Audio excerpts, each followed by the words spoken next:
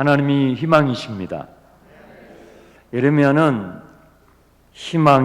모든 희망이 사라져 갈 때에 이스라엘 역사 가운데 가장 어둡고 절망스러웠던 그 시기에 부름을 받았어요. 편안할 때, 교회가 성장할 때에, 교회를 개척하면 사람들이 막 모여들 때, 여러분 한국교회에 그런 시절이 있었습니다. 그럴 때 부름을 받으면 신났겠지요. 그런데 개척을 해도 오지 않아요. 사람들이 떠나가요. 교회에 대해서 적대시해요. 희망이 보이지 않는 시절에 예레미야는 부름을 받았어요. 그래서 너무 부담이 되고 무거워서 개인적인 이유로 2가지 이유를 들어서 거절했어요. 하나님, 제가 지금 너무 어립니다. 그 하나님의 그 소임을 제가 감당하기에는 너무 제가 나이가 어립니다. 그리고 예언자는 하나님의 대언을 해야 하는 사람, 하나님 대신 선포해야 되는 사람인데 하나님, 제가 말 주변이 없습니다. 제가 감당하기가 어렵습니다. 진짜 이유는 두려움이었습니다. 사람에 대한 두려움이었죠. 사람들을 만나고 사람들과 부딪히고 사람들에게 자존심이 꺾이고 자신의 인격이 꺾이는 걸 누가 좋아하겠습니까? 사람들을 대하는 것이 두려워서 거절했습니다. 하나님께서는 그런 예레미야를 몰아붙이지 않으시고 설득해 가십니다. 인격적인 하나님을 우리가 만나게 됐죠. 하나님은 설명하시고 또 설명하셔요. 막 다그치지 않으시고 몰아붙이지 않으시고 강요하지 않으시고 말씀해 주시고 또 말씀해 주시고 깨닫게 해주시고 또 깨닫게 해주시는 인격적인 하나님을 우리가 발견하게 돼요. 여러분, 기독교인이 되는 것, 하나님을 믿게 된다는 것은 운명론자가 되는 게 아니에요. 아, 내 운명이 이거네 하면서 그 운명에 맞춰서, 그게 힌두이즘이거든요. 이 힌두교에서 나온 게 불교잖아요. 이것은 운명론입니다. 이것이 내 운명이구나, 내 팔자구나 하고 살아가는 거예요. 근데 하나님을 믿는 것은 그게 아니에요. 만약에 하나님을 믿는 게 운명론이라고 한다면 예레미야는 하나님께서 언제 구별하셨어요? 모태에서, 엄마의 모태에서 지어지기도 전에 내가 너를 구별하였다 하는 말씀했잖아요. 그러면 그걸 그대로 운명으로 받아들여야 돼요. 하나님을 믿는 신앙이라는 것은 운명론이 아니에요. 그것을 받았을 때에 예레미야가 어떻게 해요? 거절한다고요. 우리는요, 동의할 수 있고요, 거절할 수 있어요. 그래서 우리에게 주어진 미래는요, 하나님께서 결정하신 미래를 향하여 우리가 가는 거지만 우리의 하루하루의 선택, 우리의 믿음의 선택을 통해서 그 미래를 향해서 간다는 점에서 우리의 미래는 닫혀진 미래가 아니고 열려진 미래인 것입니다. 하나님께서 모세를 부르셨을 때도 이와 비슷했어요. 모세가 40살이 되도록 애굽의 궁정에서 왕자처럼 자랐어요. 애굽의 무예를 익히고 애굽의 학식을 익혔어요. 애굽의 무예는 이 왕자들에게 전수되는 무예가 따로 있어요. 그러니까 그 히브리 사람들이 서로 싸움이 일어났잖아요. 그때 모세가 말리면서 딱 한 대 쳤어요. 딱 한 대 쳤는데 죽었어요. 그 뭐예요? 애굽의 왕자들에게 전수되는 무예를 익힌 거예요. 40년 동안. 학문과 애굽의 왕실의 무예를 익힌 이 모세가 이제 됐어. 이제는 됐어. 이제는 내가 종살이하고 있는 우리 민족을 위해서, 우리 부모 형제들 위해서 내가 뭔가 할 수 있어. 그때 사고를 치는 거예요. 도망자가 되는 거예요. 우리가 부르심을 따라가야 할 사람들이 부르심으로부터 도망가는 삶이 될 수가 있어요. 모세는요, 도망을 칩니다. 그리고 그 광야에서 80세가 되도록 또 다른 40년을 보내요. 그가 80세가 되었을 때에 호렙산에 양떼들을 치고 이상한 장면이 보인 거예요. 호렙산에 떨기나무에 불이 붙었는데 불이 붙으면 그 마른 땅이니까 순식간에 재가 돼야 되는데 나무에 불이 붙었는데 재가 되지를 않는 거예요. 이 초자연적인 일이 벌어진 거예요.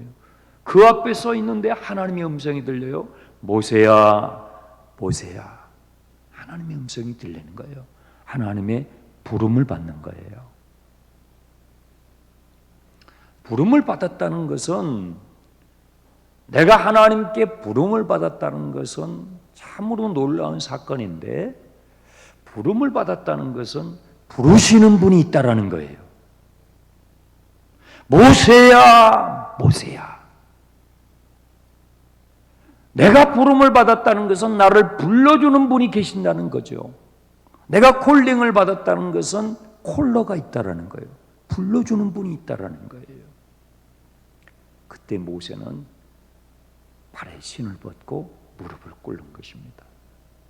나를 낳으시는, 나를 지으신, 나에게 인생을 허락하신 그 하나님을 처음으로 대면하는 거예요. 우리는 다 그 순간이 있어요.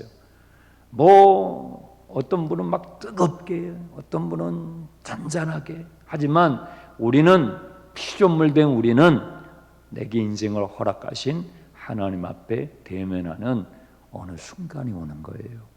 그게 부름을 받는 거예요. 모세야, 모세야. 너는 애굽에서 종살이하며 고통하고 있는 나의 백성에게 가라! 하나님께서 파송을 하셔요. 부름은 파송이에요. 그때 모세가 두 가지 이유를 들어서 예레미야처럼 거절을 해요. 뭐라고 거절해요? 하나님, 제가 누구이간데? 무슨 말이에요? 제가 80살이에요. 예레미야는 뭐라고 그랬어요? 제가 너무 어려요. 모세는요? 제가 나이가 너무 많아요. 우리는 어리다고 핑계대고요, 나이가 많다고 핑계대요. 하나님, 제가 무엇이간데? 이 나이에 그 말이죠. 제가 나이가 너무 많아요. 하나님은 아시잖아요. 80살이에요. 제가 40살에 힘이 넘치고 애굽 궁정에 왕자 노릇하고 있을 때 하나님 왜 그때 안 부르시고? 근데 지금은 제가 안 되겠어요. 두 번째 이유는, 하나님, 제 혀가 뻣뻣하고 저는 말재주가 없어요. 예레미야하고 똑같은 핑계를 대요. 제가 재주가 없습니다. 애굽에서 배웠던 것은 다 구식이 됐습니다. 정보화 시대에 얼마나 빨리 이 기술과 정보가 바뀌어갑니까? 작년에 배웠던 것이 이미 지금 구식이 되는 거잖아요. 몇 달 전에 내가 알았던 것이 구식이 되는, 그렇게 빠른 지금 세월 속에 우리가 살아가는 거예요. 하나님, 제가 나이가 너무 많고요, 제가 과거에 알았던 것은 이제 다 구식이에요. 저는 이제 재주가 없어요. 몸도 다 뻣뻣하고 혀도 다 뻣뻣하고 저는 말을 할 수도 없습니다. 애굽에서 배웠던 말도 다 잊어버렸습니다. 어떻게 제가 애굽에 가서 하나님의 일을 하고 주님의 백성들을 데려올 수 있겠습니까? 하고 거절을 합니다.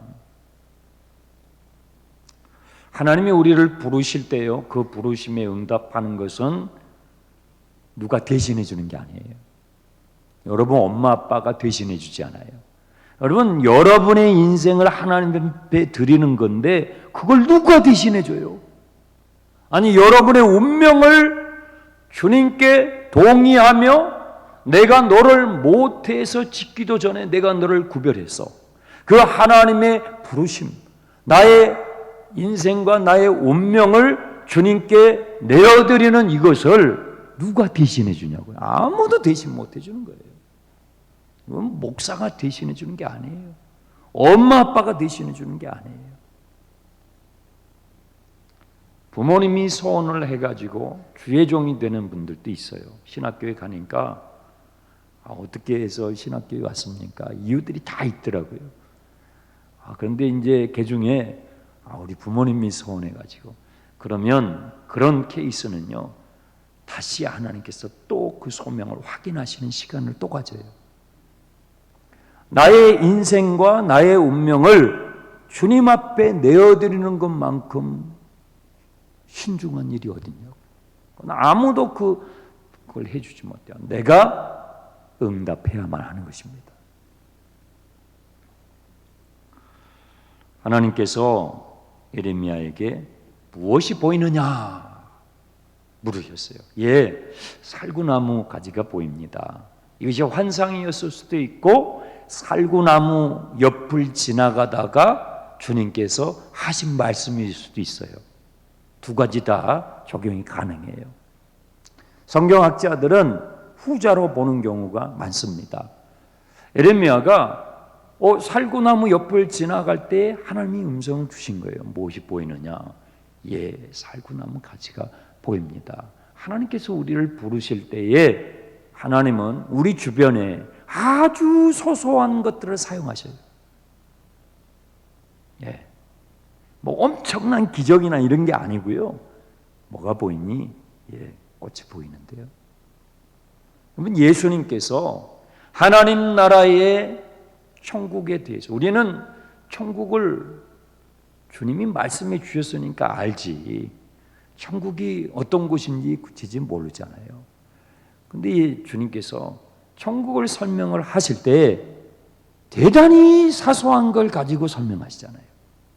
농부들의 이야기, 갈릴리 어부들이 그물질하는 이야기, 그냥 우리 일상에서 만나는 아주 작은 소소한 걸 가지고 거대한 하나님 나라에, 우리의 눈에 보이지 않는 하나님의 나라의 실체를 주님이 설명하시잖아요. 지금 그렇게 하고 계시는 거예요. 그래서 여러분 일상에서 지나가는, 만나는 아주 자그마한 그것도 여러분 그 가운데 주님의 음성을 둘 수가 있는 것입니다. 살구나무가 가지가 보입니다. 민수기서에 보게 되면 하나님께서 이 살구나무 가지를 가지고 누군가를 부르신 장면이 나와요. 누구예요? 아론이에요. 모세의 파트너죠. 모세가 주님, 제가 말을 못합니다. 재능이 없습니다 하니까 하나님께서 붙여준 사람이 아론이었는데, 이 민수기서에 보게 되면 이 레지파 사람들이 반란을 일으켜요. 반기를 들어요. 고라라는 사람이 이제 주동을 해가지고 250명의 레지파 사람들이 주동이 돼가지고 모세와 아론에게 이 대적한 사건이 벌어져요. 우리도 하나님의 백성이고 우리도 레지파 사람 자손들인데 왜 모세와 아론 당신들이 왕노를 하냐 이 말이에요. 되던 거예요. 그러니까 모세하고 아론도 할 말이 없잖아요. 할 말이 없죠. 지금 하나님이 이 직임을 줘가지고 지금 여기까지 왔는데, 이 광야 여기까지 잘 따라왔다가 이제 이 사람들이 이제 이 교만기가 들어가지고 250명 자그만치 리더들이 좀 반기를 든 거예요. 그때 하나님께서 기가 막힌 사건을 하시죠. 이 고라와 반기를 들었던 이 사람들 전부 땅에 매장을 하신 다음에 이스라엘을 대표하는 각 족속의 대표자 12명에게 지팡이를 가져오게 해요. 그 지팡이에 이름을 쓰고 가져오게 해요. 그 지팡이를 하나님의 언약궤가 있는 장막에, 아직 성전이 지어지기 전이니까요, 그 장막 안에 있는 언약궤 앞에다가 하룻밤 재우게 해요. 그런데 누구의 지팡이에 싹이 났을까요? 아론의 지팡이에 싹이 쫙 나. 근데 그 아론의 지팡이가 살구나무였어요. 그래서 이 예레미야의 살구나무 가지가 보입니다 한 이것은 아론을 부르셨던 것을 확증하셨던 것처럼 하나님께서 뭐라고 말씀하시는 거냐면 내가 너를 부르고 있다라는 거예요. 내가 많은 사람들 앞에서 아론을 불렀었지, 모세를 불렀었지. 내가 너를 부르고 있지 않아, 그 말이에요.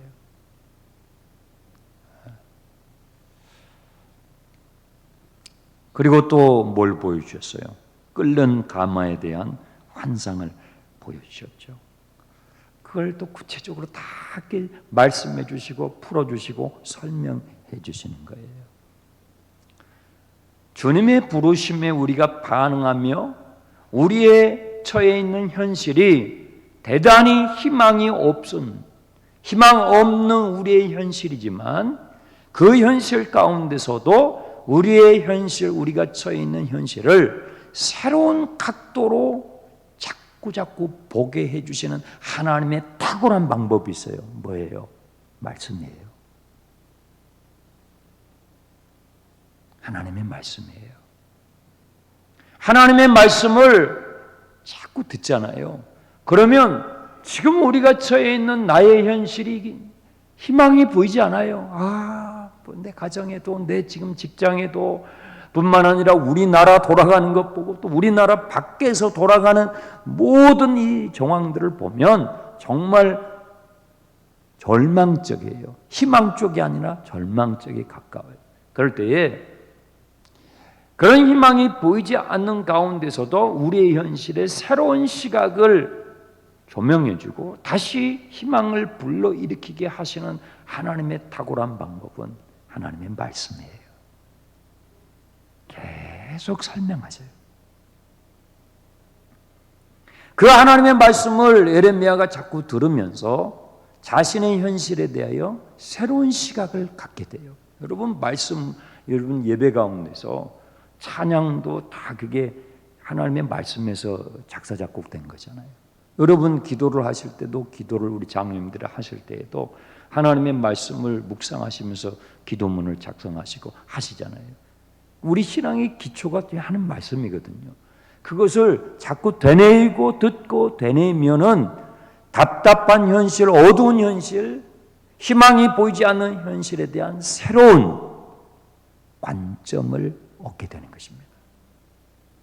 예레미야는 하나님의 설명을 들으면서 말씀을 들으면서 자신이 누구인지 내가 비록 부족한 존재이지만 하나님께서 모태에서 세워지기 전에 나를 아시고 나를 구별하신 나는 그렇게 존귀한 존재구나 하는 자기 자신에 대한 새로운 시각을 갖게 돼요. 뿐만 아니라 지금 자신을 부르고 계시는 그 하나님, 나를 부르고 계시는 그분이 어떤 분이신가, 얼마나 크신 분이신가에 대한 새로운 시각을 발견하게 되는 것이죠. 네,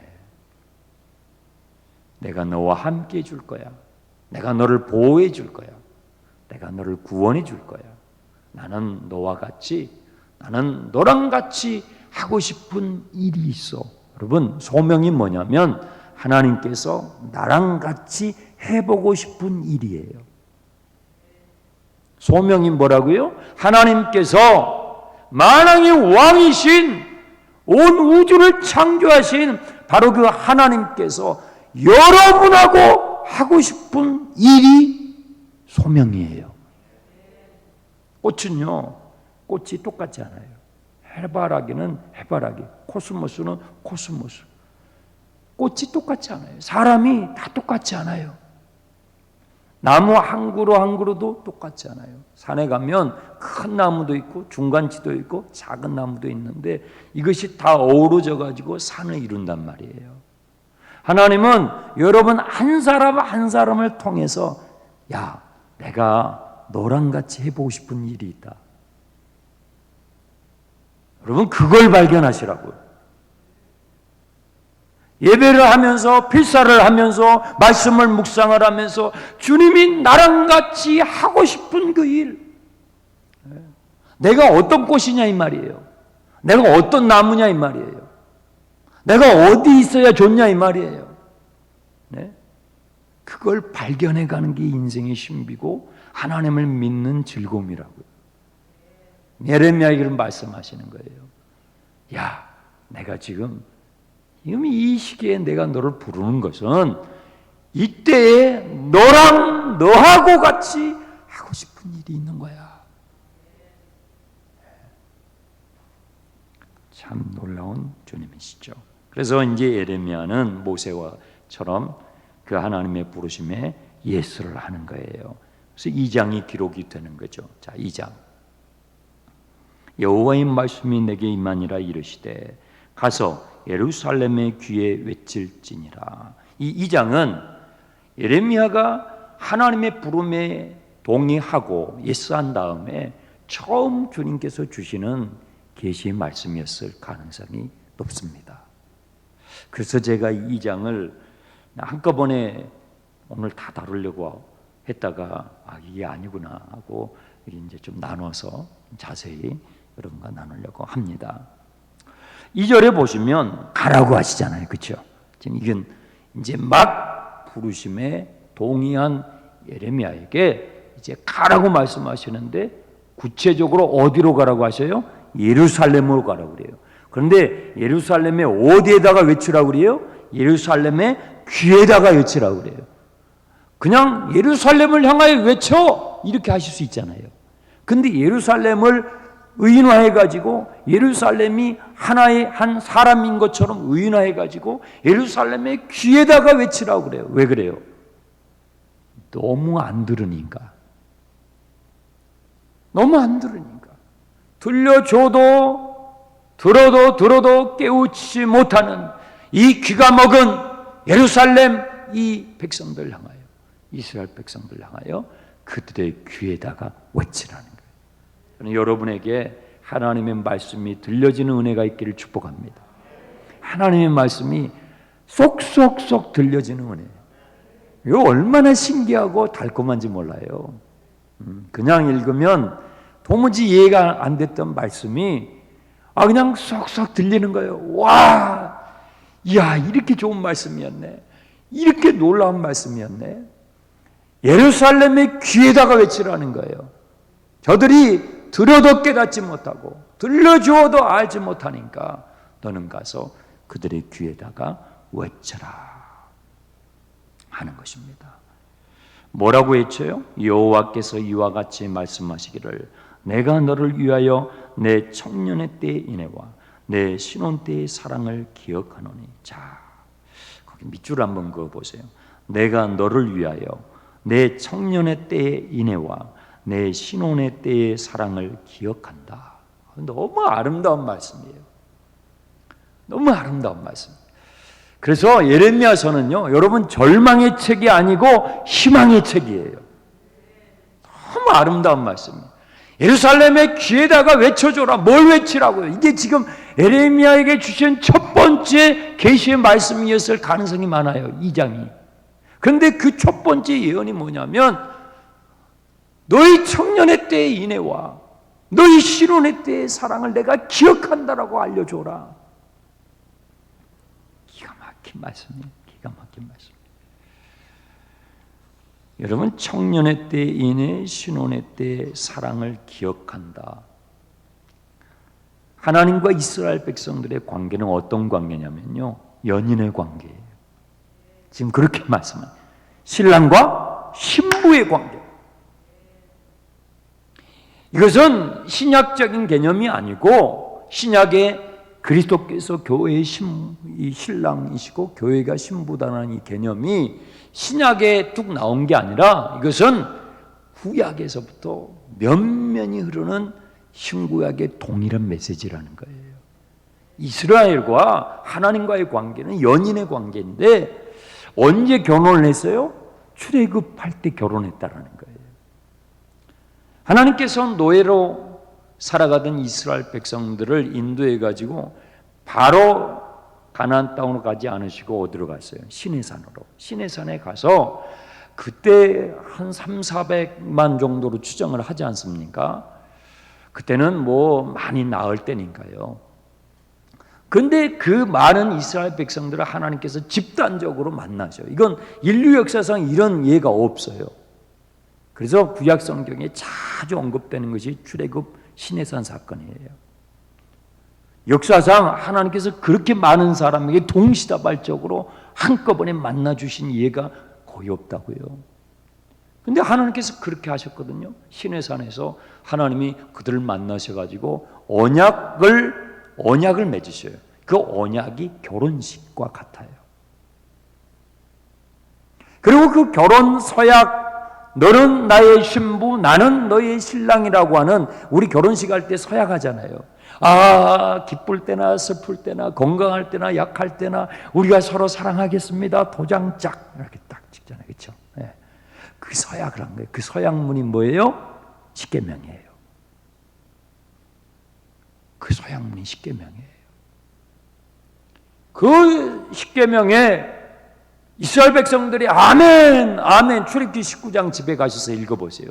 거기서 아멘, 아멘 하면서 동의를 해요. 그 동의한 것을 하나님께서 기억하도록, 잊어버리지 않도록 돌판에 아예 새겨가지고 모세 보고 시내산 정상에 올라오라고 그래요. 야, 올라오라. 잊지 말라고. 그것을 우리는 종이에다가 써가지고 보관을 하잖아요. 근데 하나님께서는 정말, 하나님은 대단하셔요. 돌판에다가 새겨가지고 잊지 말거라 하고 모세에게 떡 주시는 거예요. 모세가 그 결혼 서약, 이스라엘 백성들이 다 아멘하고 동의했던 그 서약, 그것을 성막 안에, 언약궤 안에다가 담아서 광야를 행진하는 거예요. 그래서 시내산의 이 언약식은 결혼식이고요. 광야 생활은 뭐예요? 자, 보세요. 2절. 신혼 때의 사랑을 기억하노니 곧 씨 뿌리지 못하는 땅 그 광야에서. 광야 생활은요, 신혼 생활이에요. 광야 생활은 뭐예요? 신혼 생활이라고요. 결혼을 했으면 신혼 생활을 했을 거 아니에요. 그런데 하나님께서 그 청년의 때이네요. 이제 막 애굽에서 나와가지고 시내산에서 결혼식을 했을 때 그 인애, 이 인애가 헤세드예요. 언약을 기초로 한 사랑. 결혼식이 그렇게 이루어진 거예요. 그리고 그 광야에서 신혼 생활을 하면서 나누었던 그 사랑을 하나님이 뭐 하셔요? 기억하신다고. 내가 아직도 기억하고 있다고 알려줘라. 내가 아직도 너희들과 함께 그 사랑을 나누었던 바로 그때를 기억한다고 알려줘라. 여러분, 광야는 어떤 곳이에요? 2절을 다시 보세요. 광야는 곧 씨 뿌리지 못하는 땅 그 광야예요. 광야는요, 씨를 뿌릴 수 없는 땅이에요. 뿌려봤자 나지 않아요. 물이 없으니까. 광야는 볼 게 없어요. 가시덤불 아니면 돌밖에 없죠. 그러니까 여기는 씨를 뿌릴 수가 없어요. 근데 그 광야에서 함께 이스라엘 백성과 나누었던 그 사랑을 하나님은 지금도 기억하신다는 거예요. 이것을 우리에게 적용을 해봅시다. 여러분, 우리가 결혼식을 해가지고 여러분들이 이 가정을 일굴 때, 그때 그 시절이 가난했던 시절 아닙니까? 사골방에서 그 이야기 하시는 거예요. 사골세에서 전전하면서 그 평수가 컸습니까? 단칸방이죠. 신기해요. 거기서 막 아들, 딸 다 거기서 낳았어요. 키우고 참 신기했어요. 네. 그런데 가진 것 없고 새빵살이하고 연탄 떼고 곤노 아세요? 곤노? 우리 청년들은 뭘지도 몰라요. 거기다가 진짜 반찬이 어디 있어요? 그거 하나 해놓고 그냥 그 냄비 하나에서 같이 막 그냥 떠먹으면서 살았던 그 시절에 가진 것도 없고 작은 단칸방, 연탄불 떼면서 번개탄으로 갈아 끼면서 추운데 덜덜 떨면서 연탄재 나르면서. 그런데 그 시절에 가진 것 없이 가난했는데도 좋았어. 왜? 내가 그대를 사랑했으니까. 그 이야기를 하시는 거예요. 그 광야에서 씨도 뿌릴 수 없는 바로 그 땅에서 내가 너희와 내가 나누었던 그때 그 사랑의 고백을, 그 그 순간을 나는 기억하고 있다고 알려줘라. 여러분, 하나님은 그런 분이에요. 우리가 처음 주님 앞에 부름받았을 때 주님 앞에 와가지고 나의 힘이 되신 여호와여 하면서 아까 여러분 불렀던 찬양을 부르는데 나도 모르게 눈물이 쫙 나온 거예요. 내가 가지고 있는 것을 힘으로 삼고 내가 알고 있는 지식 그것 가지고 의지하며 살았던 내 허망했던 나의 인생이 떠오르면서 나도 모르게 회개 눈물이 쫙 흐르는 거예요. 주님과 뜨겁게 주님의 사랑에 고백하며 주님 감사합니다. 나 같은 죄인 부르신 거 감사합니다. 그 첫사랑의 고백이 우리 다 있잖아요. 근데 지금 뭐예요? 잊어버렸어. 기억이 안 나. 가난하고 없고 뭐 차가 어디 있어요? 다 걸어서 버스비가 없어가지고 걸어서 그 버스비에 아끼려고 그 버스비에 아껴가지고 반찬거리라도 좀 살라고 그러면서 알콩달콩 살았던 그 사랑의 고백 있었던 그때 그 시절을 잊어버리고 지금은 큰 집에서 살죠. 웬만하면 차가 있죠. 그런데도 가슴이 뛰질 않아요. 여러분 가슴이 뛰십니까? 남편을 보시면 아내를 보시면 가슴이 뛰시냐고요. 하나님은 우리를 보시면서 지금도 가슴이 뛴다고 말해주라는 거예요. 참 놀라운 말씀이죠. 그래서 예레미야서는 절망의 책이 아니고 희망의 책이에요. 3절은 이스라엘이 하나님의 첫 열매가 첫사랑이었다는 거예요. 첫사랑. 너네가 내 첫사랑이야. 내가 그때 그 사랑을 기억한다. 에레미야야 그것 좀 알려줘라. 쟤네들은 다 까먹었어. 그래서 잊어버리니까 이스라엘 백성들은 어떻습니까? 4절 5절 야곱의 집과 이스라엘의 집 모든 족속들아 들으라. 나 여호와가 이와 같이 말하노니 너희 조상들이 내게서 무슨 불의함을 보았길래 나를 멀리하고 하나님을 멀리하고 뭘 가까이해요? 헛되고 헛된 것을 따라가요. 여기서 헛되고 헛된 것이 뭐냐면 8절에 바알이에요. 바알, 아세라예요. 헛되고 헛된 것을 따라가면서 거기에 내 마음을 주고 거기에 나의 시간을 주고 거기에 나의 물질을 주고 거기에 나의 사랑을 쏟아버리고 그러한 모습을 하나님께서 보시면서 너무너무 고통스러우신 거예요. 이것이 하나님을 떠나가는 우리 인생의 모습이에요. 6절 그들이 우리를 애굽 땅에서 인도하여 내시고 광야 곧 사막과 구덩이 땅 건조하고 사망의 그늘진 땅 사람이 그곳으로 다니지 아니하고 그곳에 사람이 거주하지 아니한 땅을 우리가 통과하게 하시던 여호와께서 어디 계시냐고 말하지 아니하였도다. 뭐예요? 너희는 기억하지 않는다는 거예요. 나는 아직도 그때를 기억하는데 나는 아직도 너희가 눈물을 흘리며 내 앞에 처음 나와서 전부여 의지없어서 손들고 옵니다 하면서 눈물을 흘리며 나를 받아주세요 주님 나를 받아주세요 했던 그때 그 순간을 나는 아직도 기억하는데 너희는 잊었구나. 너희는 완전히 잊었구나. 이스라엘 백성들뿐만 아니라 8절 제사장들도 말하지 아니하며 제사장들도 기억하지 못해. 율법을 다루는 자들도 나를 알지 못해. 율법을 가르치며 하나님의 말씀을 선포하며 가르치며 연구해야 되는 사람들도 기억하지 못해. 관리들도 선지자들도 바알을 따라가고 우상을 숭배하도록 헛된 예언을 하면서 종교 생활을 하고 있는 것이지 진정한 하나님을 예배하고 있지 않는 타락해버린 기억상실증이 걸린 이스라엘 백성들.